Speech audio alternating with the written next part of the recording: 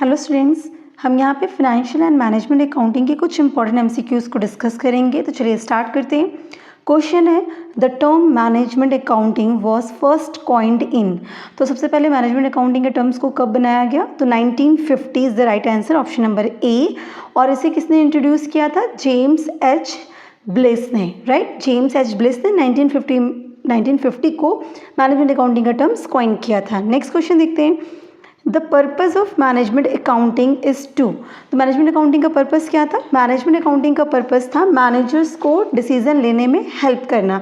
देखिए, management accounting मतलब ऐसी अकाउंटिंग जो मैनेजमेंट को हेल्प करे। और मैनेजमेंट को हेल्प किस चीज़ में करनी है? मैनेजमेंट को मैनेजमेंट के फंक्शन में हेल्प करनी है। और मैनेजमेंट का फंक्शन होता क्या है? प्लान करना, ऑर्गेनाइज करना, डायरेक्ट करना, कंट्रोलिंग करना। तो बेसिकली अकाउंटिंग इस तरीके से करना कि जिससे ऑर्गेनाइजिंग, प्लानिंग, कंट्रोलिंग, डायरेक्टिंग, ये सारे फंक्शंस परफेक्टली परफॉर्म हो सके through whom management is called management accounting. ठीक है, तो ये प्रोफेशनल स्किल्स होती है जिनके बेसिस पे ये सारा वर्क हो सकते हैं। तो जिन भी तरीके से मैनेजमेंट डिसीजन ले सकती है, अपना वर्क अच्छे से कर सके, वो सारी अकाउंटिंग को आप इस पार्ट में रखेंगे, मैनेजमेंट अकाउंटिंग को। तो आंसर क्या हो जाएगा? Option number D, that is help managers to make decisions. Next question देखते हैं। क्वेश्चन है, the correct order of processing establishing the standard is. तो स्टैंडर्ड्स को प्रोसेस करने का या स्टैब्लिश करने का जो करेक्ट ऑर्डर है वो क्या है? तो सारे ऑप्शंस अगर देखें A B C D, right. तो ऑप्शंस में क्या है?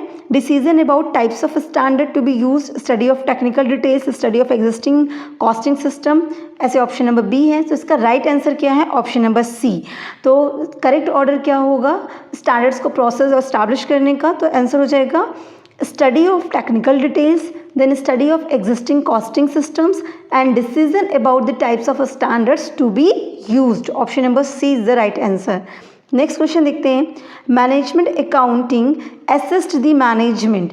मैनेजमेंट अकाउंटिंग किस चीज़ में असिस्ट करती है? तो ये देखिए, अभी हमने डेफिनेशन में इस बात को समझ लिया था, मैनेजमेंट के फंक्शन में असिस्ट करेगी। तो आंसर क्या हो जाएगा? Option number A, planning, direction and control.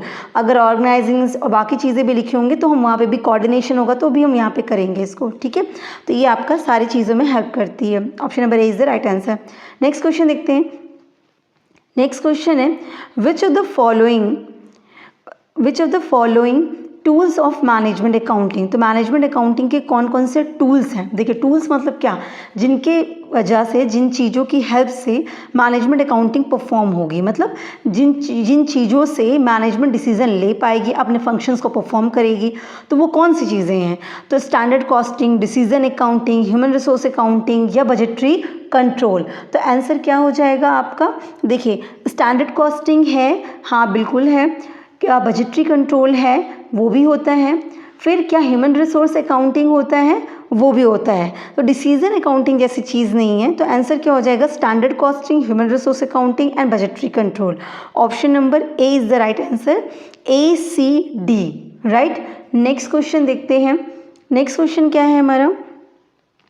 An accounting approach in which the expected benefits exceeds the expected cost is called as। तो वो अकाउंटिंग अप्रोच बताना है जहाँ पे आप जितना एक्सपेक्ट कर रहे हो कि हमें इतना फ़ायदा मिलेगा, वो आपका एक्सीड कर जाता है आपके बेनिफिट्स से। तो कहाँ पे आप ये पता कर पाते हो कि आपकी बेनिफिट्स कितनी है, आपकी कॉस्ट कितनी है, कौन सा अप्रोच हो? तो that is called cost and benefit approach, right. तो यहाँ पे option number A is the right answer. Cost and benefit approach में ही हम ये पता कर पाते हैं कि किसी पर्टिकुलर चीज़ के खर्चे कितने लग गए और उससे हमने अर्निंग कितनी करी है। ठीक है, तो option number A is the right answer. Next question है, मैनेजमेंट अकाउंटिंग डील्स विथ। तो मैनेजमेंट अकाउंटिंग किस चीज़ से डील्स करता है? Qualitative information, quantitative, none of the above या बोथ। तो देखिए, आपको पता है अब जैसे ratio analysis, cash flow statement, है ना, ये सब क्या है? ये सारे के सारे क्वांटिटेटिव टेक्निक्स हैं जिनके बेसिस पे मैनेजमेंट को हेल्प मिलती है। स्टैंडर्ड कॉस्टिंग, वेरिएंस, ये सब कैसे टूल्स हैं? ये सारे क्वांटिटेटिव टूल्स हैं जिनके बेसिस पे मैनेजमेंट हेल्प लेता है। लेकिन इनके अलावा क्वालिटेटिव इंफॉर्मेशंस भी मैनेजमेंट को डिसीजन लेने में हेल्प करती हैं। तो पूरे मैनेजमेंट अकाउंटिंग में सिर्फ हम न्यूमेरिकल और हम क्वांटिटेटिव अप्रोच ही नहीं रखते हैं, हम क्वालिटेटिव इन्फॉर्मेशन को भी गैदर करते हैं। क्यों? क्योंकि हमें मैटर करना है कि ऐसी चीज़ें जिससे मैनेजमेंट डिसीजन ले सके। तो ऑप्शन हो जाएगा option number D, both A and B. Next question देखते हैं। नेक्स्ट क्वेश्चन है, in management accounting and emphasis and focus must be. तो मैनेजमेंट अकाउंटिंग में फोकस किस चीज़ पे रहेगा? पास्ट पे, फ्यूचर पे, बैंक पे, कम्युनिकेशन पे। तो आप सोचिए कि मैनेजमेंट का मेन काम क्या है? डिसीजन लेना। कि वो सारी चीज़ें क्यों कर रहा है? जिससे वो डिसाइड कर सके कि उसे आगे क्या करना है, वो प्लान कर सके। तो इसका मतलब वो कैसा ओरिएंटेशन है, फ्यूचर या past? So answer will be what? Future oriented. Option number B is the right answer. अब हम नेक्स्ट क्वेश्चन देखते हैं। नेक्स्ट क्वेश्चन है, management accounting is suitable for. तो मैनेजमेंट अकाउंटिंग किसके लिए सुटेबल होती है? तो आंसर हो जाएगा large industrial and trading organisation. Option number B. ऐसा क्यों? क्योंकि देखिए मैनेजमेंट अकाउंटिंग ऐसा लॉ के थ्रू मैंडेटरी नहीं होता है ना, कहीं पे भी लॉ ने इसको कंपलसरी नहीं कर रखा कि इस तरह की अकाउंटिंग आपको बनाना है। लाइक फाइनेंशियल अकाउंटिंग है तो ये क्या है? कंपलसरी है कंपनीज एक्ट के हिसाब से भी कि फाइनेंशियल स्टेटमेंट्स आपको प्रिपेयर करने पड़ेंगे, जिसमें balance sheet, P&L, cash flow, ये सब चीज़ें आ जाती हैं। इसका मतलब फाइनेंशियल अकाउंटिंग आपकी इंपॉर्टेंट हो जाती है। कॉस्ट अकाउंटिंग भी लॉ आपको मैंडेट करती है। कुछ मैन्युफैक्चरिंग कंसर्न्स के लिए बोला जाता है कि भाई आपको कॉस्ट अकाउंटिंग तैयार करनी है। पर अगर बात करें मैनेजमेंट अकाउंटिंग की तो ये पूरी तरीके से ऑप्शनल होती है। तो अगर जो चीज़ लॉ नहीं रिकमेंड कर रही है, लॉ कंपलसरी नहीं करके रखी है, तो अब छोटी मोटी ऑर्गेनाइजेशन उस वर्क को क्यों करेंगे? क्योंकि उसमें कॉस्टिंग आती है, उसमें खर्चा बढ़ता है। तो बेसिकली इस तरह की अकाउंटिंग किसके लिए हेल्पफुल होती है? जो लार्ज ऑर्गेनाइजेशन होती है। Option number B is the right answer. Next question देखते हैं, management accounting and cost accountings are. Management accounting और कॉस्ट अकाउंटिंग क्या है? कॉन्ट्राडिक्टरी इन नेचर है, एक दूसरे को कॉन्ट्राडिक्ट कर रही है, वो कुछ कहता है वो कुछ कहती हैं। कॉम्प्लीमेंट्री इन नेचर, दोनों एक दूसरे को सपोर्ट करती हैं, दोनों एक डायरेक्शन में जा रही होती हैं। न्यूट्रल इन इफेक्ट, दोनों से एक दूसरे का कोई लेना देना ही नहीं, मैनेजमेंट अपनी कहानी कहता है, कॉस्ट अपनी कहानी कहता है, या none of the above. So answer will be what? Option number B, that is complementary in nature. क्यों? क्योंकि मैनेजमेंट अकाउंटिंग में भी आप डिसीजन लेते हो, आप कंट्रोल करते हो, है ना, प्लानिंग करते हो, जबकि कॉस्ट अकाउंटिंग में भी आप क्या करते हो? कॉस्ट को प्लान करते हो, कॉस्ट को रिड्यूस करते हो, कॉस्ट को कंट्रोल करते हो, कॉस्ट को एलोकेट करते हो। तो बेसिकली मैनेजमेंट अगर डिसीजन लेना चाह रही है किसी चीज़ के रिगार्डिंग, तो डिसीजन कैसे लेगी? उसको पता होना चाहिए कि खर्चा कितना लगने वाला है, इससे हमको प्रॉफिट होगा या नहीं। बीइंग एन मैनेजमेंट, अगर आपको किसी प्रोजेक्ट में इन्वेस्टमेंट करना है तो आपको क्या जानना होगा कि वो प्रोजेक्ट आपके लिए बेनिफिशियल है या नहीं, प्रॉफिट देगा या नहीं। और प्रॉफिट देगा या नहीं ये आपको कौन बताएगा? जब आप उसकी कॉस्ट से उसको कंसीडर करोगे, खर्चा लगेगा कितना, इन्वेस्टमेंट करना कितना है और हमें रिटर्न मिलेगा कितना। तो इसका मतलब कहीं ना कहीं कॉस्ट अकाउंटिंग जो बातें आपको कॉस्ट कंसीडर करके बताएगा, मैनेजमेंट अकाउंटिंग के लिए वो सारी चीज़ें हेल्पफुल होती हैं। तो दोनों एक दूसरे के लिए क्या होती हैं? कॉम्प्लीमेंट्री होती हैं, राइट। नेक्स्ट क्वेश्चन देखते हैं, management accounting maintains. Management accounting में हम क्या तैयार करते हैं? Journal, ledger, trial balance, none of the above. तो देखिए जर्नल, लेजर, ट्रायल बैलेंस, ये सारी की सारी चीज़ें फाइनेंशियल अकाउंटिंग में तैयार की जाती हैं, है ना। ये सब किसका पार्ट है? फाइनेंशियल अकाउंटिंग का पार्ट है। तो यहाँ पे आंसर हो जाएगा option number D, that is none of the above. Next question है, in value chain analysis coordination, acquiring and assembling of resources. ठीक है, आप वैल्यू चेन एनालिसिस में क्या कर रहे हो? कोऑर्डिनेट कर रहे हो, एक्वायर कर रहे हो और सबको असेंबल कर रहे हो। किस चीज़ को? प्रोडक्ट को प्रोड्यूस करने के लिए जितने भी रिसोर्सेज हैं उन सबको आप ये सब काम कर रहे हो। तो वो कैसा क्लासीफाई होगा? वो रिसोर्सिंग कहलाएगा, वैल्यू एक्वायरिंग कहलाएगा, प्रोडक्शन कहलाएगा, वैल्यू एक्सपेंडिचर्स कहलाएगा। तो आंसर हो जाएगा प्रोडक्शन, क्योंकि प्रोडक्शन में हम यही करते हैं कि वो सारे रिसोर्सेज जिनसे हम प्रोडक्ट को प्रोड्यूस कर सकते हैं उनको हम क्या करेंगे? उनको कोऑर्डिनेट करेंगे, एक्वायर करेंगे, असेंबल करेंगे और पूरी एनालिसिस करेंगे कैसे उसका आगे मूव ऑन होगा वो। ठीक है, तो आंसर हो जाएगा option number D. Next question है, marginal cost is taken as equal to. Marginal cost किस चीज़ के इक्वल जाता है? Prime cost plus all variable overhead, prime cost plus all variable overhead, है ना। दोनों ही ऑप्शन एक ही है। प्राइम कॉस्ट सेकंड ऑप्शन है prime cost minus all variable overhead, variable overhead none of the above. देखिए पहले बात समझिए मार्जिनल कॉस्ट क्या होता है। देखिए मार्जिनल का मतलब होता है एक एडिशनल, है ना। तो मार्जिनल कॉस्ट का मतलब हो गया कि अगर आपने एक एडिशनल यूनिट को प्रोड्यूस किया तो उससे टोटल कॉस्ट में क्या डिफरेंस आया। मतलब अगर आप एक और यूनिट, आप 100 बना रहे थे और आपने एक और यूनिट बना दी, 101 यूनिट को प्रोड्यूस किया, तो एक यूनिट को बढ़ाने की वजह से आपके टोटल खर्चे में कितना चेंज आ गया। तो आप सोचिए ये खर्चा जो चेंज आएगा वो फिक्स्ड वजह से आएगा कि वेरिएबल से।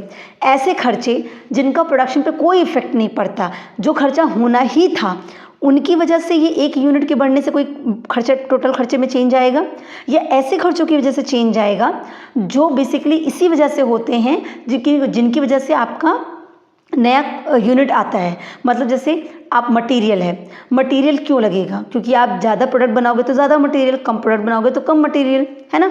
इसका मतलब अगर आप एक यूनिट को बढ़ाओगे तो मटेरियल्स के लिए लगेगा, तो मटेरियल कैसा खर्चा हो गया, ये मटेरियल की वजह से आपका टोटल खर्चा बढ़ेगा या घटेगा, होगा चेंज, बढ़ेगा या घटेगा, दोनों में से कुछ भी हो सकता है। एक एडिशनल यूनिट को हम बढ़ा देंगे तो फिर हमारा टोटल खर्चा बढ़ जाएगा, राइट। तो इसका मतलब जितने भी खर्चे डायरेक्ट नेचर के होते हैं, जितने भी खर्चे वेरिएबल नेचर के होते हैं, वो सब मार्जिनल कॉस्ट में कंसीडर किए जाते हैं। इसीलिए मार्जिनल कॉस्ट को एक तरीके से वेरिएबल कॉस्ट भी कहा जाता है, क्योंकि मार्जिनल का मतलब एक एडिशनल यूनिट के बढ़ाने से आपके टोटल खर्चों में क्या चेंजेस आया।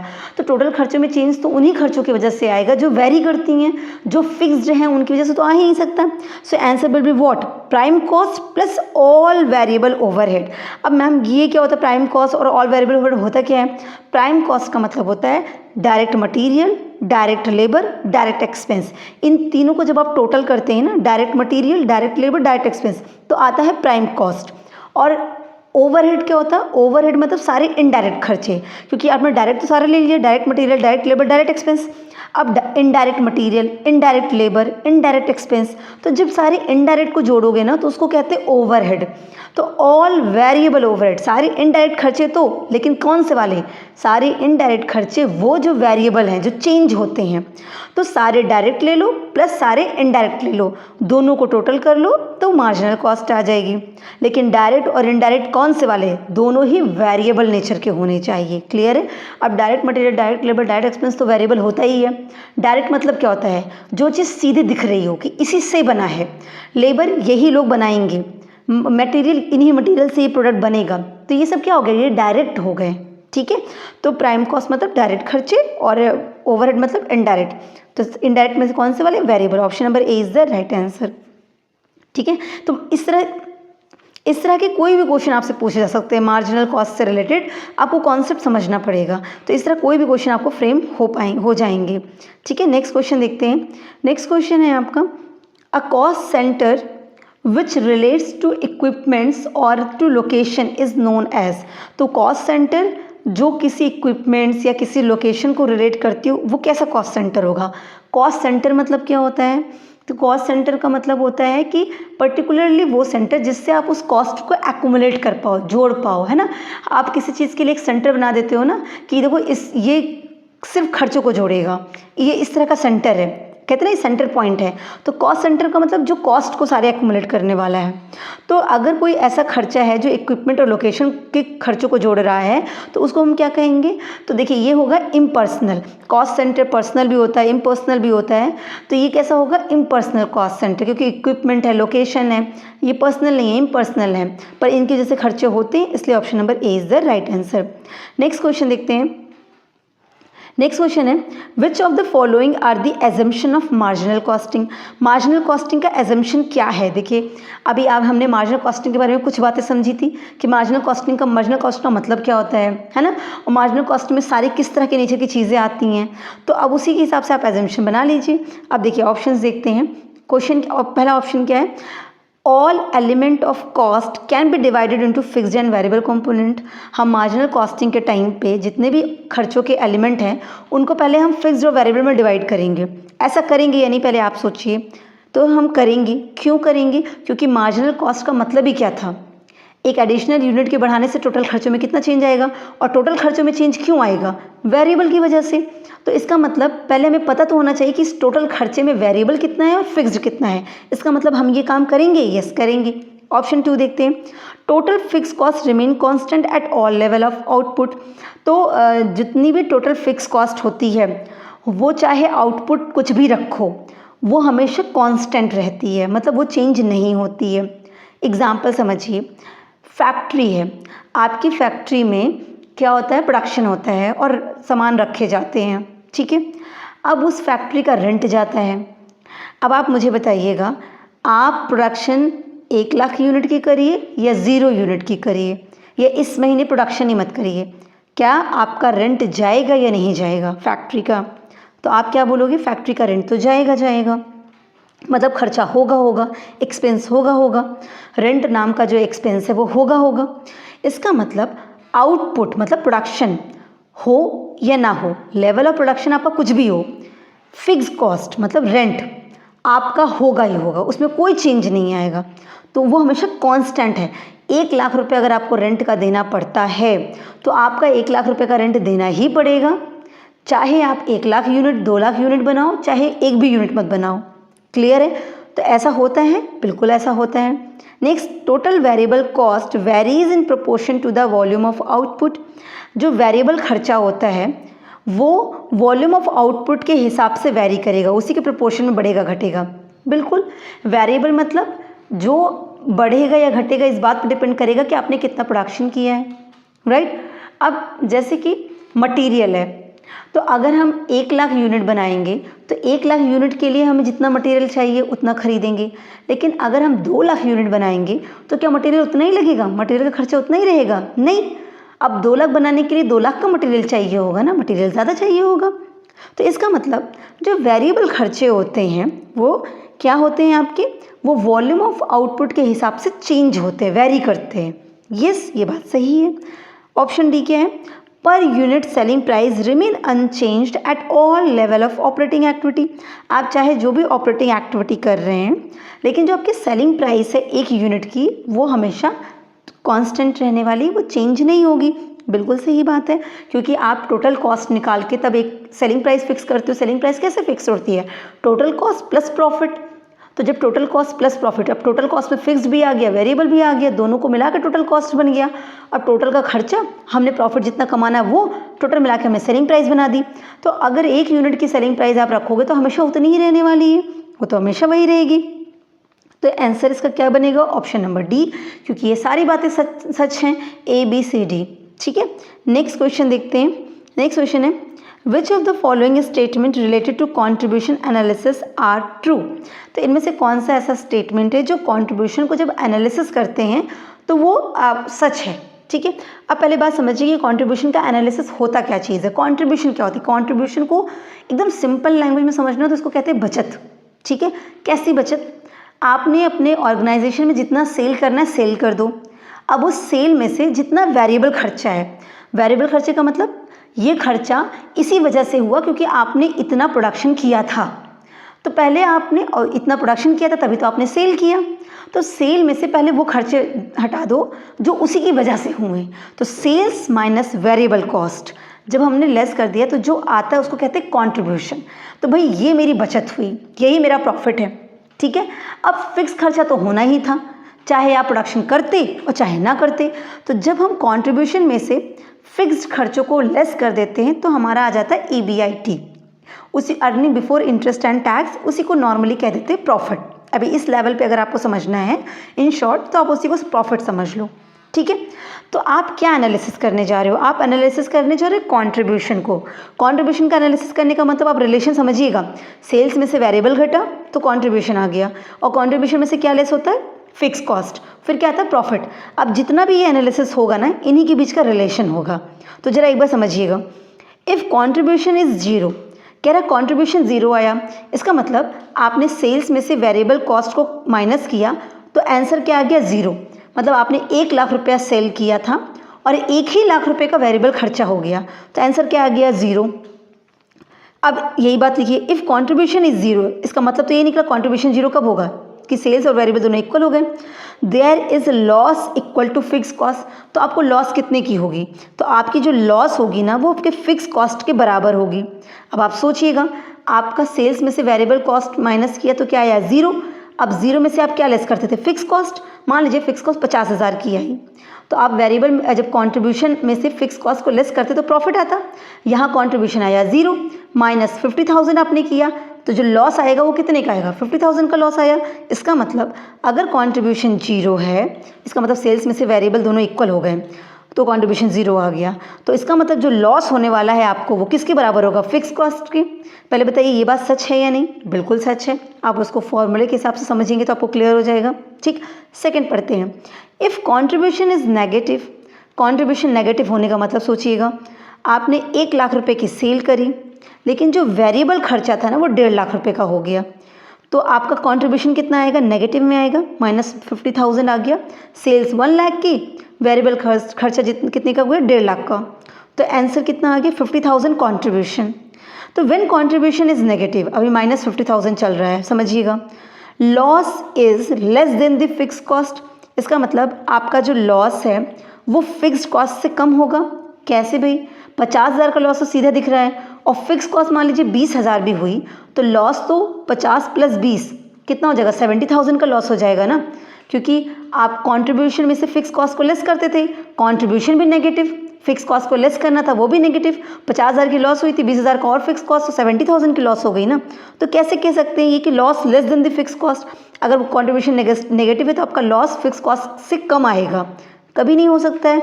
तो ऑप्शन बी क्या सही है, बिल्कुल सही नहीं है। आपको बताना है ट्रू स्टेटमेंट, तो देखिए ए स्टेटमेंट ही ट्रू है। अगर इसी कॉन्सेप्ट पे रखते हुए आप सारे स्टेटमेंट का एनालिसिस करेंगे तो आप इस बात को समझ जाएंगे। तो आंसर हो जाएगा ऑप्शन नंबर ए। ठीक है, नेक्स्ट क्वेश्चन देखते हैं। When contribution is negative but less than the fixed cost, अगर contribution आपका नेगेटिव है लेकिन फिक्स कॉस्ट से कम है, तो इसका मतलब क्या हुआ, इसका मतलब there will be loss less than the fix cost. इसका मतलब लॉस तो हुआ है लेकिन फिक्स कॉस्ट से कम का लॉस हुआ है। ठीक है, क्योंकि आपका जो नेगेटिव वैल्यू आई है वो फिक्स कॉस्ट से कम की नेगेटिव वैल्यू आई है, फिक्स कॉस्ट अपना है और नेगेटिव वैल्यू कम आई है फिक्स कॉस्ट से। ठीक है, तो option number C is the right answer. Next question देखते हैं। Absorption costing is also known as, absorption costing को हम और क्या कहते हैं, तो एब्जॉर्प्शन कॉस्टिंग को हम कहते हैं full costing. So answer will be what, option number B, that is called total costing. ठीक है, हिस्टोरिकल कॉस्टिंग क्या होती है बच्चे, हिस्टोरिकल कॉस्टिंग मतलब वो खर्चे जो ऑलरेडी इनकर्ड हो चुके हैं, पास्ट में जो खर्चा हो चुका है, पास्ट में इनकर्ड एक्सपेंसेस। ठीक है, उसे कहते हैं हिस्टोरिकल, हुई चीज़ की रिकॉर्डिंग करना, जो खर्चे हो चुके हैं उसकी रिकॉर्डिंग करना। जैसे कि आपका फाइनेंशियल अकाउंटिंग, फाइनेंशियल अकाउंटिंग किस सिस्टम पे बेस्ड है, हिस्टोरिकल कॉस्टिंग पे। एब्जॉर्प्शन कॉस्टिंग क्या होता है, एब्जॉर्प्शन कॉस्टिंग मतलब एब्जॉर्ब कराना, तो जितना भी खर्चा हुआ है सबको एब्जॉर्ब करा लो, तो चाहे फिक्स्ड खर्चा हो चाहे वेरिएबल खर्चा हो, कोई भी खर्चा है ना, तो सारे खर्चों को एब्जॉर्ब करा लो, तो इसीलिए कहते हैं इसको टोटल खर्चा, फुल कॉस्टिंग, टोटल कॉस्टिंग। ठीक है, तो option number B. Next question देखते हैं। Which of the following is an advantage of standard costing, standard costing का एडवांटेज क्या होता है। देखिए स्टैंडर्ड कॉस्टिंग पहले क्या होता है तो समझिएगा। स्टैंडर्ड कॉस्टिंग मतलब आप हर चीज़ के लिए स्टैंडर्ड सेट कर रहे हो। आपने सोचा कि अगर आपको ये प्रोडक्ट बनाना है और इतना प्रोडक्ट बनाना है, तो इतना प्रोडक्ट बनाने के लिए इतना रुपए का मटेरियल लगेगा, इतने रुपए का लेबर लगेगा, इतने रुपए का खर्चा आएगा, मतलब सारी चीज़ों को आपने स्टैंडर्ड सेट कर लिया है। स्टैंडर्ड आप सेट करते हो ना बेंचमार्क जैसा, तो आपने अपने खर्चों का स्टैंडर्ड सेट कर रखा कि इतना लगेगा। ठीक है, उसके बाद आप क्या करते हो, एक्चुअल काम होगा, एक्चुअल परफॉर्मेंस होती है। तो जब आप एक्चुअली काम करोगे तो क्या होगा, आपने जो सोचा था वो स्टैंडर्ड हो गया, एक्सपेक्टेड एस्टिमेटेड आपका स्टैंडर्ड में आ गया ना कि स्टैंडर्ड इतना होगा, और आपका एक्चुअली कुछ हुआ। तो अब एक्चुअल और स्टैंडर्ड में क्या आएगा, या तो स्टैंडर्ड और एक्चुअल दोनों इक्वल होंगे या कम या ज़्यादा होंगे, यही तो 3 सिचुएशन बनती है। जब इक्वल हुई तो कोई प्रॉब्लम ही नहीं है, लेकिन अगर कम और ज़्यादा हुए, स्टैंडर्ड और एक्चुअल के बीच में कोई डिफरेंस आया, आपने सोचा क्या था और हुआ क्या, इसके बीच में डिफरेंस आया, तो उस डिफरेंस को बोलते हैं वेरिएंस एनालिसिस। वेरिएंस उसी को बोलते हैं, वेरिएंस को पता करना कि आखिर डिफरेंस क्यों आया। मैंने अगर सोचा था कि मटेरियल का खर्चा इतना रुपए का होगा और एक्चुअली खर्चा इतने रुपए का हुआ, कम या ज़्यादा जो भी हुआ हो, तो आखिर ये डिफरेंस आया क्यों। ये डिफरेंस मेरे फेवर में भी हो सकता है, मेरे अनफेवर में भी हो सकता है, तो उसी को कहते हैं वेरिएंस एनालिसिस करना। क्लियर है, तो आपको बताना है कि कौन सा एडवांटेज है। तो मेजरिंग एफिशिएंसी, हम स्टैंडर्ड कॉस्टिंग से एफिशिएंसी को मेजर करते हैं, बिल्कुल एफिशिएंसी को मेजर करते हैं। फैसिलिटेट्स कॉस्ट कंट्रोल, कॉस्ट को कंट्रोल किया जा सकता है, बिल्कुल हमको पता चल जाता है कि हमने क्या सोचा था, किस में कितना आया, एक्चुअली कहाँ पे कितना खर्चा हुआ और खर्चा क्यों हुआ। डिटर्मिनेशन ऑफ वेरिएंस, वेरिएंस को डिटरमाइन करेंगे। अभी हम समझ आया भाई, डिफरेंस को तो हम पता ही लगा सकते हैं, स्टैंडर्ड जब हम सेट कर लेते हैं तभी तो हम एक्चुअल से कंपेयर करेंगे, और डिफरेंस आया तो हम उसको डिटरमाइन कर लेंगे, तो वेरिएंस को डिटरमाइन कर सकते हैं। तो आंसर क्या हो जाएगा, all of the above. Next question देखते हैं। Use of management accounting is, आपको आंसर पता है, मैनेजमेंट अकाउंटिंग का यूज़ क्या हो जाता है, बिल्कुल ऑप्शनल है। नेक्स्ट क्वेश्चन है, management accounting can be stated extension of, management accounting किसका एक्सटेंशन कहा जाता है, तो मैनेजमेंट अकाउंटिंग सभी का एक्सटेंशन है, cost accounting, financial accounting, responsibility accounting. देखिए बहुत डिटेल में जब स्टडी करेंगे तो आपको पता चलेगा कि बेसिकली मैनेजमेंट अकाउंटिंग जो है कॉस्ट अकाउंटिंग या फाइनेंशियल अकाउंटिंग का एक्सटेंशन नहीं है, बल्कि उसकी मैनेजमेंट पोर्शन से रिलेटेड का एक्सटेंशन है, ठीक है, मैनेजमेंट परफॉर्मेंस से रिलेटेड का एक्सटेंशन है। बट बेसिकली अगर एमसीक्यू की बात करें तो यहाँ पे हम ऑप्शन नंबर सी लगाएंगे, एक मिनट, ऑप्शन नंबर डी लगाएंगे जहाँ पे ए बी सी तीनों आंसर आएंगे, ठीक है। नेक्स्ट क्वेश्चन देखते हैं, break even analysis is also called, break even analysis, break even मतलब एक ऐसा पॉइंट जहाँ पे प्रॉफिट भी नहीं है लॉस भी नहीं है ना, नो प्रॉफिट नो लॉस, तो ऐसे को हम क्या कहते हैं, इसी ये आता है कॉस्ट एंड वॉल्यूम प्रॉफिट, तो ये आता है कॉस्ट वॉल्यूम प्रॉफिट एनालिसिस के अंदर, option number C is the right answer इसका, ठीक है। नेक्स्ट क्वेश्चन है, सीवीपी एनालिसिस भी इसको कहते हैं, तो ये इसी के अंदर आता है। नेक्स्ट क्वेश्चन है, to find the break even in rupees you have to divide the fix cost by, तो अगर आपको ब्रेक इवन पॉइंट्स को रुपीज़ में पता करना हो तो फिर आप फिक्स कॉस्ट को किससे डिवाइड करेंगे, ठीक है। क्वेश्चन तो क्लियर हो गया। तो अब क्या करते हैं, हम फिक्स कॉस्ट को हम डिवाइड करते हैं पीवी रेशियो से, प्रॉफिट वॉल्यूम रेशियो, और प्रॉफिट वॉल्यूम रेशियो को क्या कहते हैं, कंट्रीब्यूशन मार्जिन रेशियो, तो option number D is the right answer. देखिए जब भी ब्रेक इवन पॉइंट निकालना होता है ना तो उसके फॉर्मूले क्या होते हैं कि fix cost multiply by sales divide by contribution. Basically याद रखिए कि इसका रिलेशन कंट्रीब्यूशन से ही होगा, क्योंकि बचत मैटर करती है, बचत से पता चल सकता है कि कौन सा वैसा पॉइंट होगा जहाँ पे अगर हम सेल करेंगे तो हमको ना तो प्रॉफिट होगा ना तो लॉस होगा, तो कंट्रीब्यूशन बहुत इंपॉर्टेंट है यहाँ पे, इसीलिए सारे फॉर्मूले उसी से बन के जाने वाले हैं बीईपी के, ठीक है। तो आंसर हो जाता है fix cost divide by PV ratio या कंट्रीब्यूशन मार्जिन रेशियो, क्लियर है। और इसका एक और फॉर्मूला होता है sales minus margin of safety, तो मार्जिन ऑफ सेफ्टी को जब सेल्स में से लेस कर देते हैं तो भी हमारा आ जाता है break even point. Next question देखते हैं, break even point is defined as, तो ब्रेक इवन पॉइंट्स को हम कैसे डिफाइन करते हैं, तो level of activity at which there is no profit no loss, option number A is the right answer. Next question देखते हैं, if actual unit produced are lower than the budgeted level of production, आपने budgeted level of production, हमने budget बनाया था कि हम 1 lakh unit को produce करेंगे, लेकिन जब एक्चुअली यूनिट प्रोड्यूस की तो हमने सिर्फ 70,000 यूनिट को प्रोड्यूस की, मतलब बजटेड लेवल ऑफ प्रोडक्शन से कम हमने प्रोडक्शन किया है ना, सोचा था 1 लाख का और एक्चुअली यूनिट प्रोड्यूस कितनी की गई 70,000, तो देखिए लिखा है if actual unit produced are lower than the budgeted level of production, which of the following types of cost would you expect to be lower than the budgeted. तो अगर आप ऐसा करते हो, आपने बजट बनाया था कि 1 लाख प्रोडक्शन करेंगे, प्रोडक्शन आपने सिर्फ 70,000 यूनिट का कर दिया, तो इस केस में कौन सा खर्चा है जो कम आएगा, कौन सा कॉस्ट आपकी कम आएगी बजटेड कॉस्ट से, तो वेरिएबल कॉस्ट पर यूनिट कम आएगी क्या। देखिए variable cost per unit, variable मतलब ही हो गया एक यूनिट पे बनाए तो इतना खर्चा, एक प्रोडक्ट बनाना तो इतना मटेरियल लगने वाला है, दूसरा बनाओगे तो उतना ही मटेरियल लगेगा, तीसरा बनाओगे तो उतना ही मटेरियल लगेगा, तो हर यूनिट पे तो पता ही है आपको, इसका मतलब वेरिएबल कॉस्ट पर यूनिट तो हो ही नहीं सकता है। Total variable cost, yes total variable cost change हो जाएगा भाई, क्योंकि 1 लाख पे कितना लगने वाला था और 70,000 पे कितना लगने वाला है, तो वेरिएबल खर्चे तो दोनों चेंज हो जाएंगे, टोटल में चेंज होगा पर एक यूनिट तो हमेशा कांस्टेंट होती है, इसलिए option number B is the right answer, ठीक है। हमने इसके पहले भी कुछ वीडियोस डाले हुए थे, है ना, आप अकाउंटिंग्स करके करेंगे, हम उसको आपको लिंक्स शेयर कर देंगे, तो बेसिकली वहाँ हमने इनको बहुत डिटेल में समझाया है कि फिक्स कॉस्ट पर यूनिट कैसे वेरी करती है या वेरिएबल कॉस्ट पर यूनिट कैसे कांस्टेंट हो जाती है, ये सारी बातों को हमने बहुत अच्छे से समझाया है, तो उसी से ये रिलेटेड है, ठीक है। नेक्स्ट क्वेश्चन देखते हैं, The companies that produce many different products or services usually use, तो आपको बताना है कि अब वैसी कंपनीज जो बहुत तरह के प्रोडक्ट्स को प्रोड्यूस कर रही हैं, बहुत तरह की सर्विसेज, बहुत अलग अलग तरह की सर्विसेज रेंडर करती हैं, वो किस तरह का कॉस्टिंग मेथड यूज़ करेंगी, है ना, कौन सी टेक्निक यूज़ कर रही हैं, process costing, job order costing, both process job order, none of the above, तो आंसर क्या हो जाएगा आपका जॉब ऑर्डर कॉस्टिंग, क्योंकि ये क्या होता है और ये शॉर्ट टर्म रीज़न के लिए होता है, शॉर्ट टर्म पर्पज़ के लिए। तो जो जॉब आई उसकी कॉस्ट कैलकुलेट हुई, ख़त्म। तो यहाँ पे जॉब का नेचर हर बार अलग अलग होगा। लेकिन अगर आपकी कंपनी होमोजीनियस प्रोडक्ट को यूज़ कर रही है, होमोजीनियस मतलब एक ही जैसा, है ना, एक प्रोडक्ट बनाती हो, सिमिलर टाइप का प्रोडक्ट बनाती हो, तो उसके लिए क्या बनाते हैं, प्रोसेस कॉस्टिंग। पर अगर हेट्रोजीनियस यूज़ करती है, अलग अलग प्रोडक्ट बना रही होती है, तो हम क्या यूज़ करते हैं, जॉब ऑर्डर कॉस्टिंग। तो आंसर बी हो जाएगा इसका। Next question, which of the following cost is recorded on the job cost sheet. तो कौन सी कॉस्ट को हम रिकॉर्ड करते हैं जॉब कॉस्ट शीट में, तो यहाँ पे हो जाएगा all of the above answer हो जाएगा। डायरेक्ट मटेरियल भी, डायरेक्ट लेबर भी, मैन्युफैक्चरिंग ओवरहेड भी, तो आंसर डी हो जाएगा। Next, in a job order costing system which of the following cost is not an example of manufacturing overhead cost. देखिए overhead मतलब मैंने आपको पहले ही बता दिया था, सारे ओवरहेड मतलब होता है इनडायरेक्ट खर्चे, ठीक है, indirect material, indirect labour, indirect expense, सारे इनडायरेक्ट नेचर की चीज़ें, ठीक है। तो कह रहा है कि कौन सी चीज़ें कॉस्टिंग सिस्टम है जो एग्जाम्पल नहीं है मैन्युफैक्चरिंग ओवरहेड का, मैन्युफैक्चरिंग से रिलेटेड इनडायरेक्ट खर्चों का। तो इनडायरेक्ट लेबर कॉस्ट बिल्कुल है, मैन्युफैक्चरिंग से रिलेटेड है, इनडायरेक्ट है इसलिए ओवरहेड में आएगा। Fuel used in a factory बिल्कुल है, सैलरी ऑफ प्रोडक्शन मैनेजर बिल्कुल है, सेल्स कमीशन बिल्कुल भी नहीं है। तो आंसर क्या हो जाएगा, option number D. Next question देखते हैं, which of the following sources document is use to record the amount of direct material on the job cost sheet.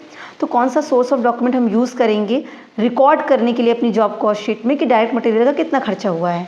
तो रिक्विजिशन लेटर हमारा आ जाएगा, मटेरियल रिक्विजिशन फॉर्म आपका, और material purchase order, bill material, production order. तो आपका यहाँ पे material requisition form जो है उससे आपका पता चल जाएगा, ठीक है। नेक्स्ट क्वेश्चन देखते हैं, the cost that tends to remain constant irrespective of the level of activity is called. तो वो खर्चा कौन सा है जो कांस्टेंट रहने वाला है, आपके लेवल ऑफ एक्टिविटी चाहे जितनी भी हो, irrespective of the level of activity. 1 lakh कर रहे हो, 2 लाख कर रहे हो, 4 लाख कर रहे हो, 5 लाख कर रहे हो, उससे मतलब नहीं है। जो कॉस्ट है वो रिमेन कांस्टेंट, वो हमेशा कांस्टेंट ही रहने वाली है। तो that is what, fix cost.